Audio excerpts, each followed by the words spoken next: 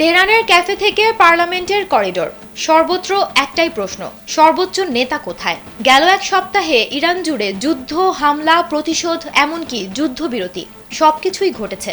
অথচ যুদ্ধবিরতির পর দেশের সর্বোচ্চ নেতা আয়াতুল্লাহ আলী খামেনিকে আর দেখা যায়নি।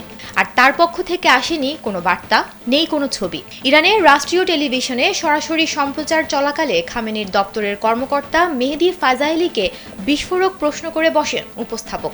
বলেন, মানুষ খুবই উদ্বিগ্ন, সর্বোচ্চ নেতার অবস্থা কি? ফাজাইলির উত্তর ছিল রহস্যে মোড়া। তিনি বলেন, তার কাছেও অনেক প্রশ্ন এসেছে, ইরানের সবার দোয়া করা উচিত। সংবাদ মাধ্যম নিউ ইয়র্ক টাইমসের প্রকাশিত এক প্রতিবেদনে এসব তথ্য উঠে এসেছে। RICL TMX, যুগের পর যুগ স্থাপনা থাকে মজবুত।